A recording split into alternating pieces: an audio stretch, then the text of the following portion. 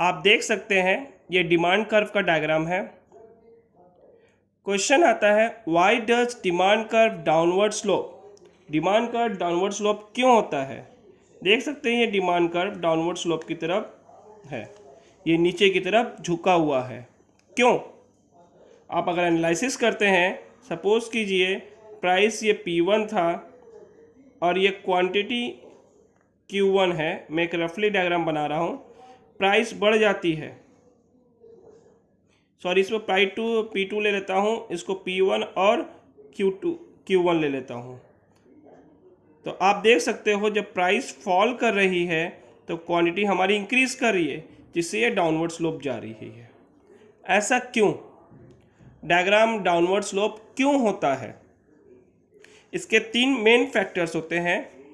पहला होता है law of diminishing marginal utility, law of diminishing marginal utility.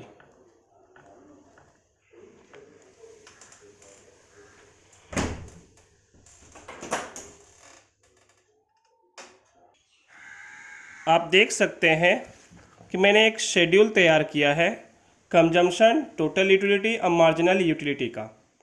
इसमें हम क्या देख रहे हैं, जब हम पहला कंजम्पशन करते हैं तो हमारी टोटल यूटिलिटी 30 होती है, जब दूसरा कंजम्पशन कर रहे हैं तो हमारी टोटल यूटिलिटी 50 होती है। जैसे जैसे हमारी कंजम्पशन बढ़ती है हमारी टोटल यूटिलिटी बढ़ती रहती है टिल 10 यूनिट कंजम्पशन तक। उसके बाद 11th यूनिट में हमारी टोटल यूटिलिटी घटने लगती है।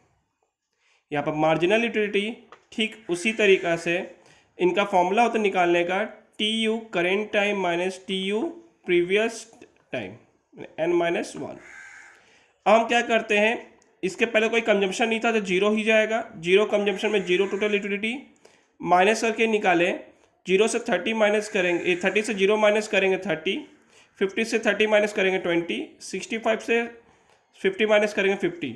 मैं यहाँ पर एक लिख देता हूँ 50 माइनस 30 या 65 माइनस 50, इस तरह से ये आंसर निकल गया।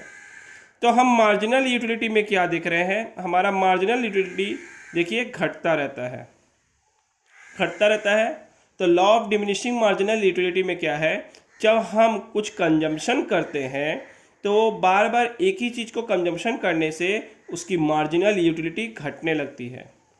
अगर किसी गुड्स की मार्जिनल यूटिलिटी घटने लगती है तो हम उस गुड्स या कमोडिटी का कंजम्पशन बंद कर देते हैं या उसकी डिमांड करना कम कर देते हैं। यह है इस अप्रोच को, जो law of diminishing marginal utility को समझाया गया है, इस अप्रोच को हम कार्डिनल एक्सप्लेनेशन अप्रोच भी कहते हैं। अब आप देख सकते हैं, समझ चुके हैं मार्जिनल यूटिलिटी कम होने से हम उसकी डिमांड कम करते हैं, बट कहाँ तक, जब उसकी डिमांड कम होने लगती है, जब उसकी मार्जिनल यूटिलिटी कम होने लगती है तो हम कहाँ पर जाकर डिमांड करना बंद करेंगे। तो पहले आप देखते रहे, अगर marginal utility that is the MU से डिनोट करेंगे मार्जिनल यूटिलिटी को, अगर marginal utility MU is greater than price we will continue to demand, हम लोग कंटिन्यू करेंगे डिमांड को। देख सकते हैं आप MU ग्रेटर देन P, ये तभी हो सकता है ये जब आपका मार्जिनल यूटिलिटी प्राइस से ज़्यादा रहेगा तो आप कंटिन्यू करेंगे डिमांड, आप उस कमोडिटी का डिमांड कंटिन्यू रखेंगे। जब आपका MU small equal to price होगा तब तक टिल आप यहाँ तक, जब मार्जिनल यूटिलिटी प्राइस के बराबर होगा तब तक आप डिमांड करने के लिए रेडी रहेंगे। जब आपका MU is lesser than P, मतलब P मीन्स प्राइस, प्राइस से कम रहेगा तो आप डिमांड नहीं करना चाहोगे। क्योंकि यहाँ पर अप्रोच क्या होता है, हम देखते हैं कि अगर हमने कोई रुपया इन्वेस्ट किया है, पैसा एक्सपेंसेस किया है किसी चीज़ को परचेज करने में, अगर उस चीज़ को परचेज करने में हमें उतने रुपए की बेनिफिट नहीं होती है तब तक, जब तक मुझे उतने रुपए की बेनिफिट नहीं होती है, मैं तब तक परचेज नहीं करता।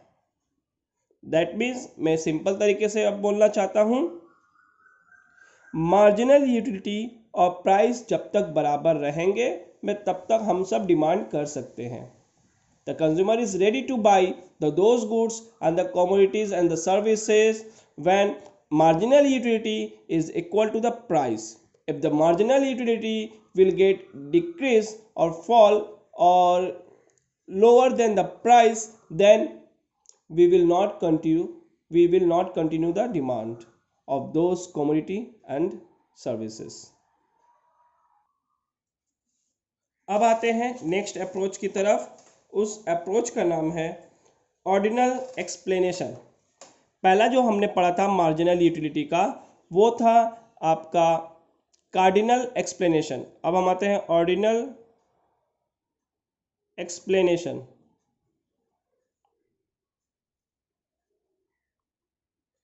इस ऑर्डिनल एक्सप्लेनेशन का दो पार्ट होता है। हम लोग बांटते हैं, एक सब्स्टिट्यूट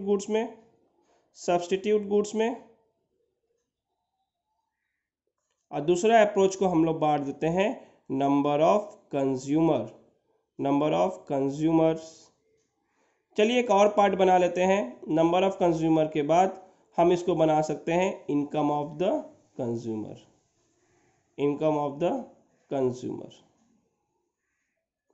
ये जो पार्ट है, इन दोनों का एक्सप्लेनेशन मोरलेस सेम होगा। इनकम ऑफ द कंज्यूमर का थोड़ा सा अलग जा सकता है। तो पहला स्टार्ट करते हैं सब्स्टिट्यूट गुड्स को लेकर। सपोज मैं आपको एक्सप्लेन करना चाहता हूं टी एंड कॉफ़ी एग्जांपल लेकर। T and coffee, suppose price, quantity, ठीक है, और यहां पर भी क्वांटिटी ले लेते हैं। ये क्वांटिटी ऑफ टी, ये क्वांटिटी ऑफ कॉफ़ी ले लेते हैं और प्राइस ऑफ टी रखते हैं।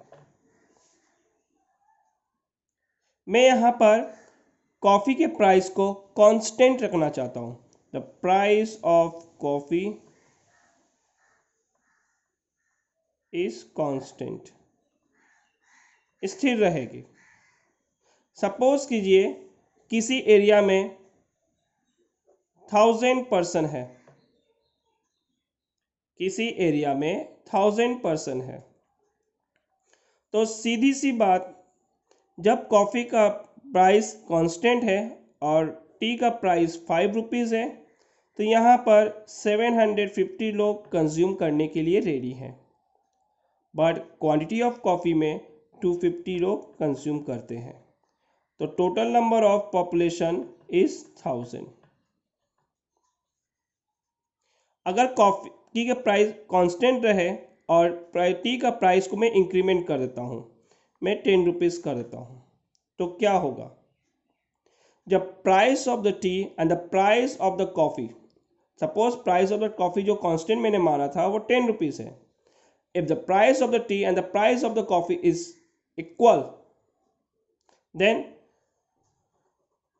this consumer will shift it to the coffee।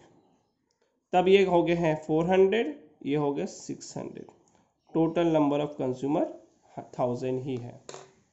तो यहाँ पर हम देख सकते हैं हमारा यहाँ पर टोटल नंबर तो सेम है, प्राइस में कांस्टेंट रखा 10 रुपीज़ कॉफ़ी का, लेकिन टी का प्राइस में मैं फ्लक्चुएशन ला रहा हूँ, 5 से 10 बढ़ जा रहे हैं। तो जो परचेज करते थे, जो कंज्यूम करते थे कॉफ़ी, देखिए उसमें चेंजेस हुई। ये जो 750% से 450% हो गए।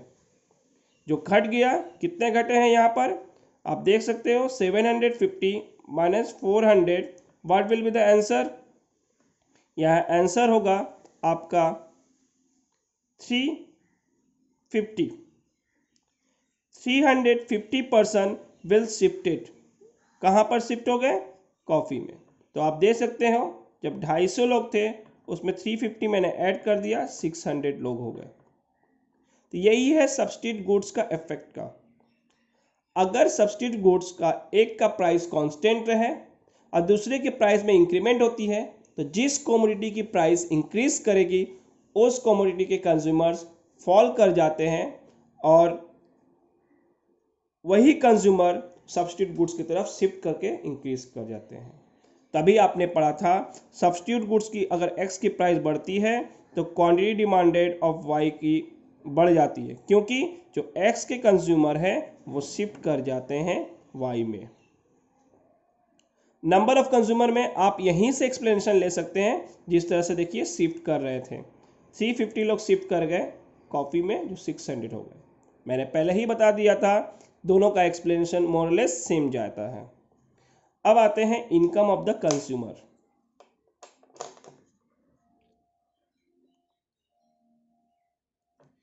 Income of the consumer. Income of the consumer में क्या है, मैं उसको भी एक्सप्लेन करने जा रहा हूं, आपको देख सकते हैं। सपोज कीजिए एक कंज्यूमर है, इसकी इनकम 10,000 रुपीज़ है और वही कंज्यूमर का इनकम अचानक से बढ़ जाता है ₹30,000। या मैं बढ़ना बना लूँ, एक कंपेरिजन ही करके देख लूँ कि 10,000 इनकम कमाने वाले कंज्यूमर और 30,000 इनकम कमाने वाले कंज्यूमर में के डिमांड्स में क्या फ़र्क आएगा। तो सीधी सी बात है, जो कंज्यूमर 10,000 इनकम कमाता है वो जिस कमोडिटी को कंजम्पशन कर रहा था, अगर वही कंज्यूमर शिफ्ट कर जाए, अगर उसके इनकम में चेंजेस आ जाए, तो वो पहले से बेटर गुड्स को कंज्यूम करना चाहेगा। या फिर आप कंपैरिजन करके भी दे सकते हो, 10,000 इनकम कमाने वाले कंज्यूमर और 30 या 40,000 या 50,000 कमाने वाले कंज्यूमर्स को लेकर। जो 30,000, 40,000, 50,000 इनकम कमाते हैं और जो 10,000 कमा रहे हैं, उनके स्टैंडर्ड ऑफ लिविंग, उसके कंजम्पशन में, क्वालिटी ऑफ गुड्स में बहुत अंतर आएगा। ये जो कंजम्पशन करेंगे ये ज़्यादातर इन्फेरियर गुड्स को कंजम्पशन करेंगे। कौन से गुड्स को कंजम्पशन करेंगे, मैं रिपीट किया हूँ, इन्फेरियर गुड्स। इन्फेरियर गुड्स एक ऐसा गुड्स है जिसकी क्वालिटी बहुत लो होती है, लो क्वालिटी प्रोडक्ट्स होती है, उसे इन्फेरियर गुड्स कहते हैं। और जिनकी इनकम 30,000 होगी या मोर होगी, वो इन्फेरियर गुड्स के को कंजम्पशन नहीं करेंगे। आपने डिटर्मिनेशन फैक्टर्स में पढ़ा था कि इनकम बढ़ने से कंज्यूमर की परचेसिंग पावर बढ़ जाती है, राइट। बट इनकम में कंज्यूमर कुछ ज़्यादा चेंजेस नहीं होगा। बट यहाँ पर देखिए इनकम में कंज्यूमर में हम चेंजेस बहुत ज़्यादा दिखा रहे हैं। तो इसीलिए अगर इनकम किसी कंज्यूमर में, अगर किसी कंज्यूमर का इनकम बहुत ज़्यादा चेंजेस होता है, तो वो इन्फीरियर कमोडिटी को ज़्यादा ना परचेज कर वो सुपेरियर कमोडिटीज़ की तरफ शिफ्ट कर जाता है, जिससे इन्फीरियर कमोडिटीज़ का कंजम्पशन कम हो जाता है और सुपेरियर कमोडिटीज़ का कंजम्पशन बढ़ जाता है। तो इन्फीरियर यानी एग्जिस्टिंग प्रोडक्ट जिसको हम बोल रहे हैं, यहाँ पर ले रहे हैं, जो टाइप में ले रहे हैं, वो एग्जिस्टिंग प्रोडक्ट, वो इन्फीरियर गुड्स का डिमांड कम हो जाता है। तो ये हमने 4 तरीके देखे। 4 तरीका में हमारे 2 एक्सप्लेनेशन है। पहला कार्डिनल एक्सप्लेनेशन, दूसरा ऑर्डिनल एक्सप्लेनेशन। कार्डिनल एक्सप्लेनेशन में क्या था, law of diminishing marginal utility, जहां पर वहां पर एक अप्रोच देखा। यहाँ पर ऑर्डिनल एक्सप्लेनेशन में हम देखते हैं 3 टाइप के explanation, substitute goods, number of consumer और इनकम ऑफ द कंज्यूमर। ये 4 ऐसे रीजंस हैं जिसकी वजह से law of demand downward slope की तरफ मूव करता है। नेक्स्ट टॉपिक पढ़ने जा रहे हैं हम लोग, exceptions. Exceptions of law of demand. Exceptions of law of demand. ये exception of law of demand का मतलब क्या है, जहां पर लॉ ऑफ डिमांड अप्लाई नहीं करेगा। तो यहां पर पहला इफेक्ट लेते हैं लॉ ऑफ डिमांड के एक्सेप्शन रूल्स का। यहाँ पर लॉ ऑफ डिमांड के एक्सेप्शन रूल्स के पहला पार्ट हम लेते हैं। पहला आता है price and quality. Price and quality. इस प्राइस एंड क्वालिटी से क्या समझते हैं कि जिस कमोडिटी की प्राइस अच्छी होगी वो कमोडिटी का क्वालिटी ज़्यादा होगा, तो हम उस चीज़ को डिमांड करते हैं।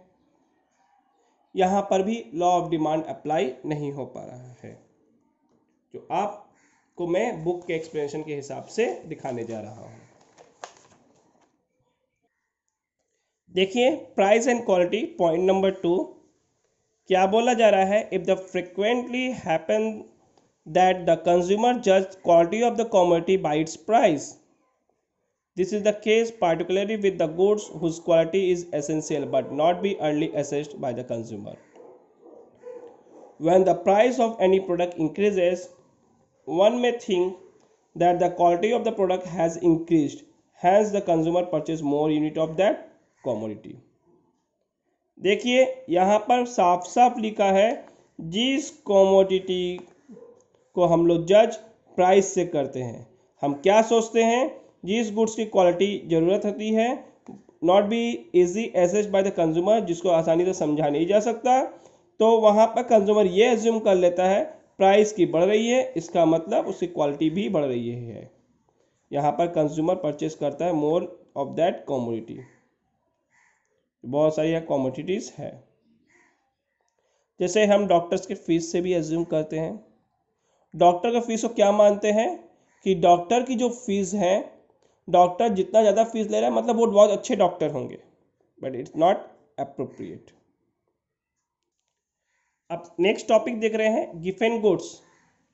गिफेन गुड्स में क्या था, जो इकोनॉमिक्स से सर रॉबर्ट गिफेन, इन्होंने अपने एक्सपेरिमेंट में कुछ पाया, उस एक्सपेरिमेंट को बोलते हैं गिफेन पैराडॉक्स। ये एक्सपेरिमेंट क्या था, एक ब्रिटिश वर्कर था, जो ब्रिटिश वर्कर अपने डाइट को ब्रेड और मीट के साथ खाता था। सर रॉबर्ट गिफेन ने ऑब्जर्व किया ब्रेड का प्राइस बढ़ता जा रहा है, पर ब्रिटिश वर्कर 19th सेंचुरी में और भी ब्रेड परचेस कर रहे थे, किसी तरह का कटौती नहीं कर रहे थे, जहाँ पर लॉ ऑफ डिमांड के अगेंस्ट है। तो हम यहाँ कह सकते हैं किसी गुड्स का प्राइस बढ़ता जा रहा था और उसकी डिमांड भी बढ़ती जा रही थी, बट वो प्रोडक्ट ब्रेड था। यानी ब्रेड एक इन्फीरियर टाइप का गुड्स होता है, हम बोल सकते हैं ब्रेड को इन्फीरियर गुड्स भी कह सकते हैं। तो मतलब ऐसा इन्फीरियर गुड्स जिसकी प्राइस को बढ़ने से उसकी डिमांड और भी बढ़ने लगती है, उसे हम गिफेन गुड्स कहते हैं, और इस इफेक्ट को गिफेन इफेक्ट कहते हैं। इस एक्सपेरिमेंट को गिफेन पैराडॉक्स कहते हैं। अब इस गिफेन गुड्स के जो एक्सप्लेनेशन को देखे हैं, उसमें से एक क्वेश्चन आ सकता है, all Giffen goods are inferior goods but all inferior goods are not Giffen goods. ये टाइप के क्वेश्चन आ सकते हैं। तो इसमें मैं बस इतना ही शॉर्ट में कहना चाहूँगा, क्योंकि आपने देखा ब्रेड की प्राइस बढ़ रही थी तो उसकी क्वांटिटी डिमांडेड भी बढ़ रही थी। इन शॉर्ट, अगर किसी इन्फीरियर गुड्स का प्राइस बढ़ता है तो उसकी क्वांटिटी डिमांडेड बढ़ भी चेंजेस आती है, मतलब बढ़ जाती है। तो ऐसी इन्फीरियर गुड्स जिसके प्राइस बढ़ने से क्वांटिटी डिमांड बढ़ रही है, वो गिफेन गुड्स कहलाती है। इसी गिफेन गुड्स को ही, इसी इन्फीरियर गुड्स को ही गिफेन गुड्स बोला गया है। अदर गिफेन गुड्स को अदर इन्फीरियर गुड्स को गिफेन गुड्स नहीं बोला जा सकता, क्योंकि जब किसी वस्तु की प्राइस बढ़ेगी, किसी इन्फीरियर गुड्स की प्राइस बढ़ेगी, तो उस इन्फीरियर गुड्स की डिमांड नहीं बढ़ रही है। बट यहाँ पर इन्फीरियर गुड्स की डिमांड बढ़ रही है प्राइस के बढ़ने से। कॉन्स्पिकस कंजम्पशन, ये कॉन्स्पिकस कंजम्पशन का मतलब होता है कॉस्टली चीज़ों की कंजम्पशन। हाँ, जैसे डायमंड हुई, हम क्या सोचते हैं, इसे परचेस करने से हमारा प्रेस्टीज बढ़ता है, हम बहुत पॉजिटिव, मतलब कि बहुत पॉजिटिव प्रेस्टीज भी फील करते हैं, तो ये हमारा डिमांड को बढ़ा रहा है। मैंने प्राइस भी हायर है, इसके डिमांड को भी बढ़ा रही है, यहाँ पर भी लॉ ऑफ डिमांड अप्लाई नहीं करता। स्पेकुलेटिव इफेक्ट या स्पेकुलेशन, इसमें हम क्या करते हैं, एंटिसिपेट कर लेते हैं प्राइस को लेकर। सपोज कर लेते हैं कि फ्यूचर में उसकी प्राइस बढ़ने वाली है, प्राइस कमोडिटी की फ्यूचर में बढ़ने वाली है, तो हम क्या करते हैं, परचेज अभी से करना स्टार्ट कर देते हैं, यानी उसके परचेज को बढ़ा देते हैं। जैसे शेयर मार्केट का, शेयर मार्केट में अगर एजम्पशन कर ले कि फ्यूचर में शेयर की प्राइस बढ़ने वाली है, तो हम उस कमोडिटी को परचेज करना, उस शेयर को परचेज करना स्टार्ट करते हैं, उसके डिमांड को बढ़ा देते हैं। बैंडवैगन इफेक्ट, बैंडवैगन इफेक्ट में बोला जाता है कि आप देख सकते हो एग्जाम्पल के through, any players hair styles during the football world cup, this is an example of positive network of externality in the extreme form of the bandwagon effect, the demand curve become the positive sloped।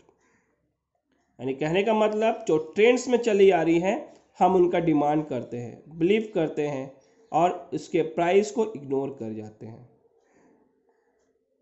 तो ये है bandwagon effect. याद रहे जितने भी exceptions rules होती है वहां पर डिमांड का डायग्राम अपवर्ड राइजिंग होता है।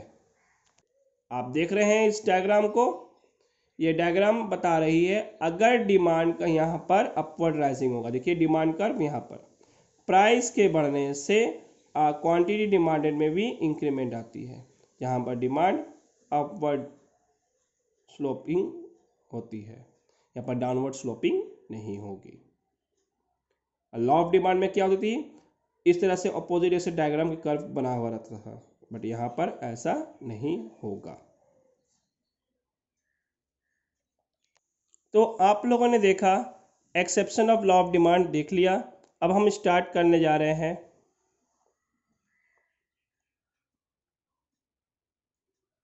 Movement and shifting of demand, ये टॉपिक हम लोग पढ़ने जा रहे हैं। तो सबसे पहले हम लोग लेंगे मूवमेंट का।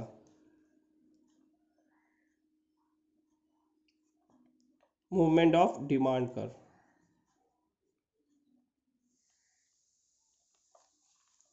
इस मूवमेंट ऑफ डिमांड कर्व में क्या है, मूवमेंट का मतलब क्या होता है, देखिए एक पेन यहाँ मैंने रखा है, देखिए एक ही पार्टिकुलर जगह पर ये ऐसे ऐसे घूम रही है, इसे हम मूवमेंट कहते हैं। मूवमेंट डिमांड कर्व में ही वो अपवर्ड राइजिंग डाउनवर्ड स्लोपिंग होता रहेगा, यानी movement of demand curve, the demand point will move from one point to another point in a single demand curve। इसके दो पार्ट होते हैं, पहला एक्सटेंशन ऑफ डिमांड, दूसरा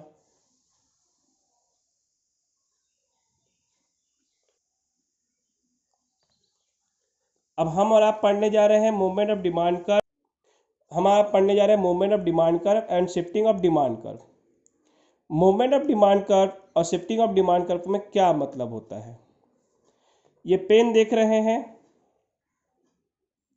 ये पेन मैंने एक जगह पर रखी और इसे मूव करा रहा हूँ, ये है movement.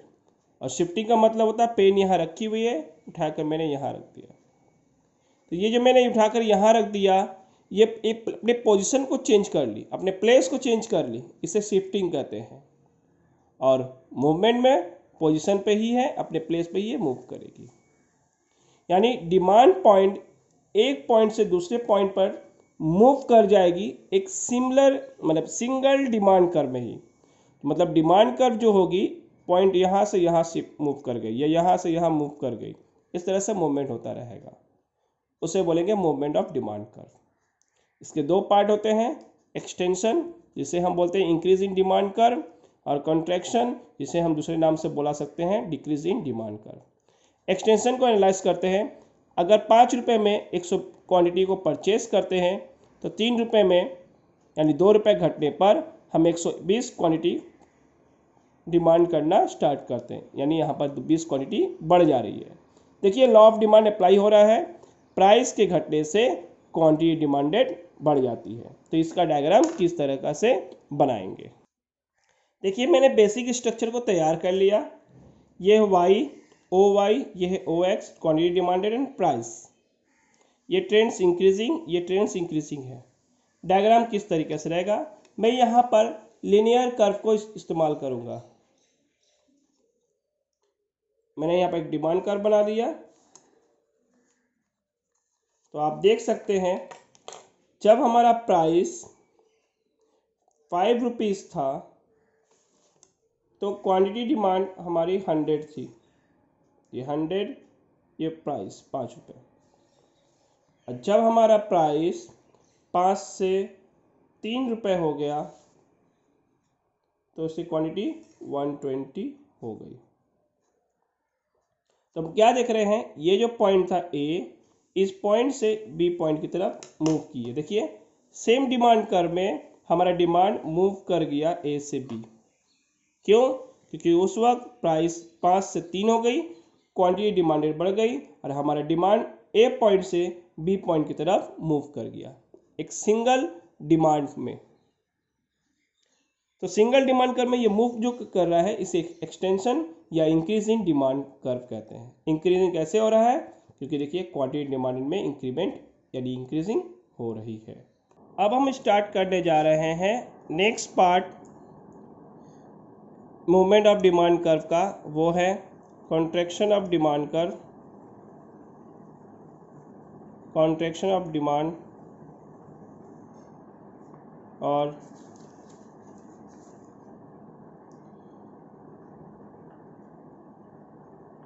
Decrease in demand curve. इसमें क्या होगा, सपोज कीजिए जस्ट वैसा ही एग्जांपल और डायग्राम को लेकर बनाता हूँ। यहाँ पर 5 रुपये में हम 100 यूनिट कंजम्पशन कर रहे थे, अब उस कमोडिटी की प्राइस 8 रुपये हो गई। क्या होगा, लोग कम डिमांड करना स्टार्ट करेंगे। तो यहाँ पर डायग्राम किस तरीके से होगी देख लीजिए। हमने बेसिक स्ट्रक्चर को तैयार कर लिया है। ये ओ वाई, ये ओ एक्स और ये price increasing trends, quantity demanded increasing trends. अब डिमांड कर्व कैसे बनाएंगे, तो सबसे पहले हम डिमांड कर्व को बना लेते हैं। आप जितने भी डायग्राम में काम कीजिएगा सब पेंसिल से किया कीजिएगा। यहाँ पर पेन को यूज़ कर रहा हूँ बेटर रिफ्लेक्शन के लिए और कोई रीज़न नहीं है। तो आप देख सकते हैं जब हमारे पास 5 रुपये की क्वांटिटी थी तो हम 100 यूनिट को कंजम्पशन करते थे। 5 रुपीज़ में 100 यूनिट कंजम्पशन कर रहे हैं।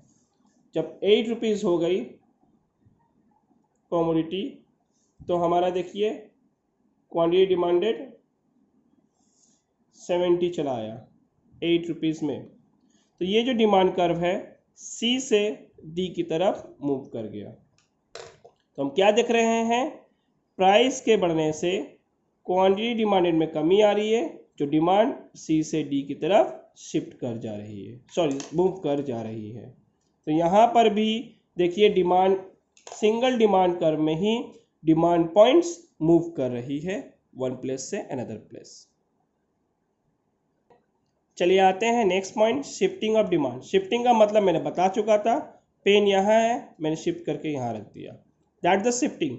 मैंने एक जो डिमांड है वो शिफ्ट करके एक नए प्लेस पे आ जाएगा। इसके भी दो पार्ट होते हैं। पहला पार्ट का नाम होता है इंक्रीज इन डिमांड। देखिए यहाँ पर कर्व का नाम नहीं आ रहा है, ध्यान रखिएगा इस चीज़ को। और डिक्रीज इन डिमांड। तो पहले पार्ट को हम लोग एक्सप्लेन करने जा रहे हैं, इंक्रीज इन डिमांड।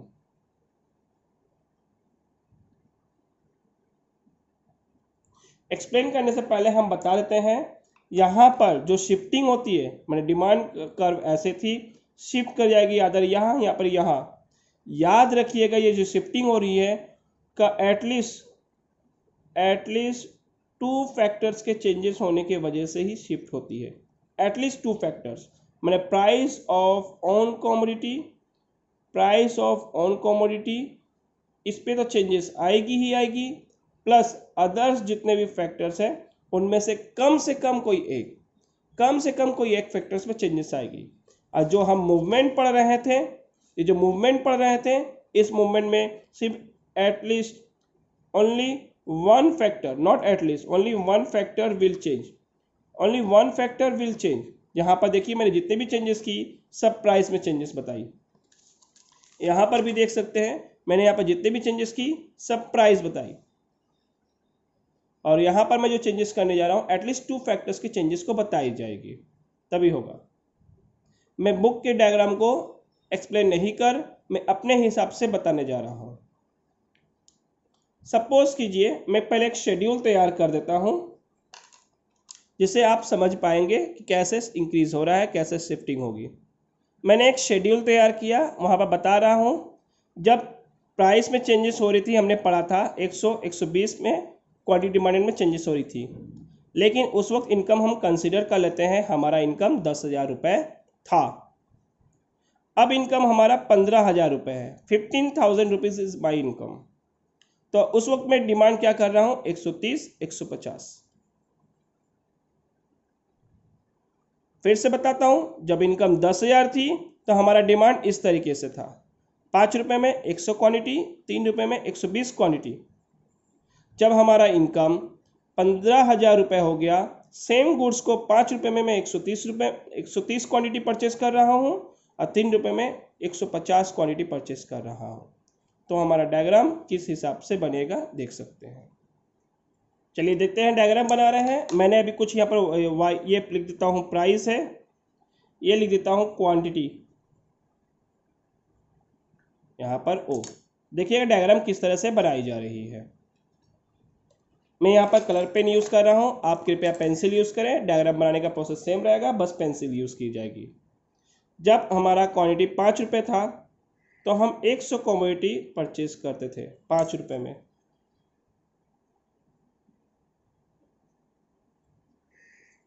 जब 3 रुपये हो गई तो हमारा क्वांटिटी देखिए कुछ प्राइस घटने से हमारा क्वांटिटी इतना बढ़ गया।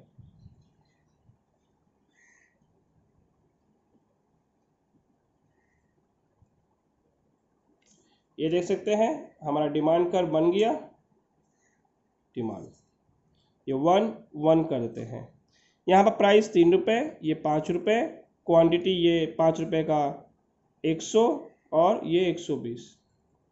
तो क्या देख रहे हैं हम, जब 10,000 की इनकम थी तो प्राइस के कम होने से क्वांटिटी डिमांड बढ़ गई, जो हमारा डिमांड कर्व तैयार हो गया DD1।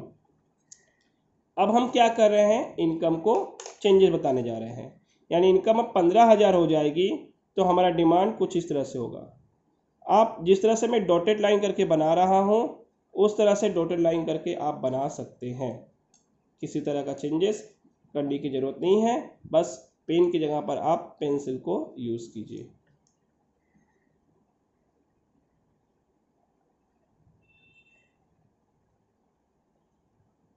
जिस तरह से मैं डॉटेड किया हूँ आप भी डॉटेड कर सकते हैं।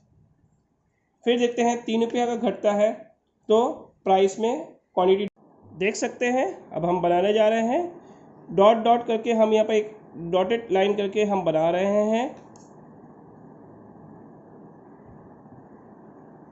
तो क्या देखते हैं, जब हमारा डिमांड 130 ये हो गया और ये 150 हो गया, इसमें हम डिमांड कर्व को भी ड्रॉ कर लेते हैं।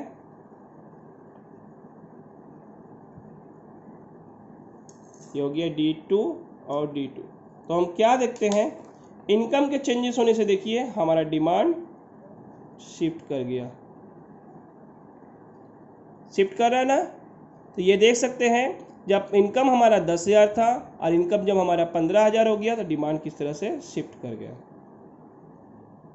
इसे हम कहते हैं इंक्रीज इन डिमांड, क्योंकि देखिए इनकम के बढ़ने से डिमांड में के क्वांटिटी डिमांड में चेंजेस आ रही है।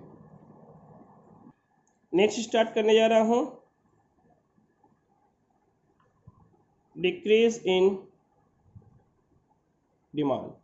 सेम उसी तरीके से ये जो मैंने शेड्यूल लिया था, मैं 15,000 को पहले 10,000 को बाद में करता हूँ।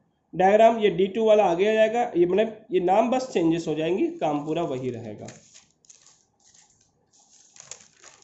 आपको मैं दिखाने जा रहा हूँ डिक्रीज इन डिमांड। चलिए देख सकते हैं, कुछ अंतर नहीं, मैं पहले जैसा एग्जांपल ही ले रहा हूँ। जब हमारा इनकम वही मैं पैसा वही लेता हूँ, 5 रुपये से और 3 रुपये लेता हूँ, ठीक है। इनकम हमारा जो 15,000 वाला लिया था, मैंने यहाँ पर 15,000 यहाँ पहले ले लेता हूँ। इसमें हमारी क्वांटिटी हो रही थी 130 और 150, लेकिन जब हमारी इनकम 15,000 से घटकर 12,000 रुपये में हो जा रही है, बस थोड़ा सा चेंजेस कर देता हूँ, तब उस वक्त हमारी क्वांटिटी हुई, तब हमारी क्वांटिटी हो रही है यहाँ पर 120 और ये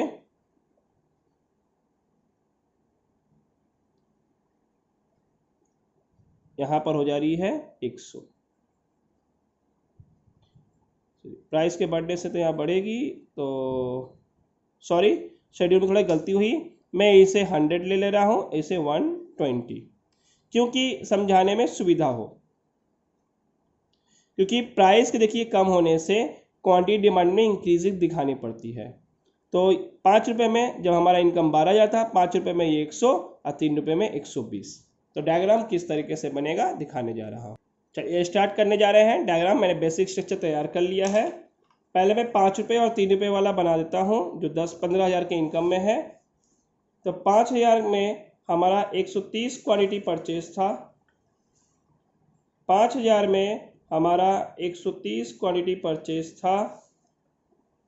थोड़ी सी और बड़े ले जा रहा हूँ, इसे क्लियर डायग्राम बनाया जा सके। 130 क्वांटिटी परचेज थी। 3 रुपये में वही अब 150 यानी 150 हो गई। ये 150 और ये 130। तो हमारा डिमांड कर्व देखिए कैसा हुआ। हमारा डिमांड कर्व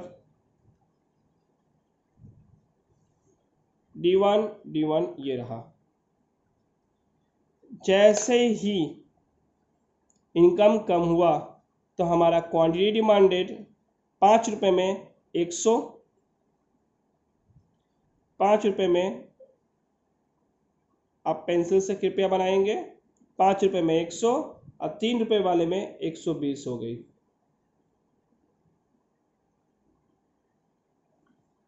ये हो गई 120, ये हो गया 100। डिमांड कर्व हमारा ये बना D2।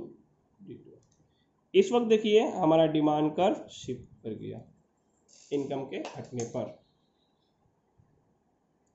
कुछ बेसिक टर्म्स बताना चाहता हूं मूवमेंट और डिमांड का। यहाँ पर मूवमेंट रखना चाहूँगा, मूवमेंट की बातें, यहाँ पर शिफ्टिंग का। याद रहे डिमांड कर्व सिर्फ यहाँ मूव होता है, डिमांड कर्व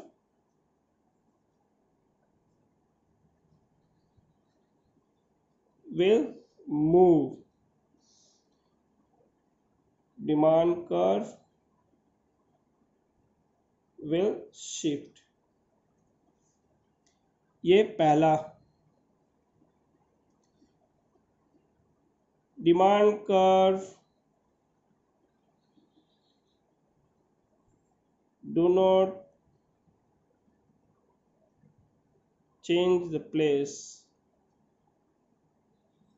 यहाँ पर demand curve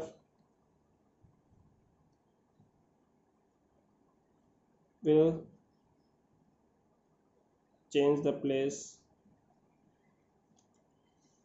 now third part ध्यान रखिएगा, बहुत ज़रूरी है, ये डिफरेंसेस नहीं है, याद रखिएगा।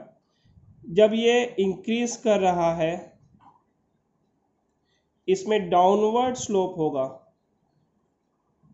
Downward slope. जब ये इंक्रीज करेगा यहाँ पर, जैसे इंक्रीज इन डिमांड आएगा, यहाँ पर इंक्रीज इन क्वांटिटी डिमांडेड भी बोल सकते हैं, तो ये राइटवर्ड शिफ्ट करेगा, राइटवर्ड।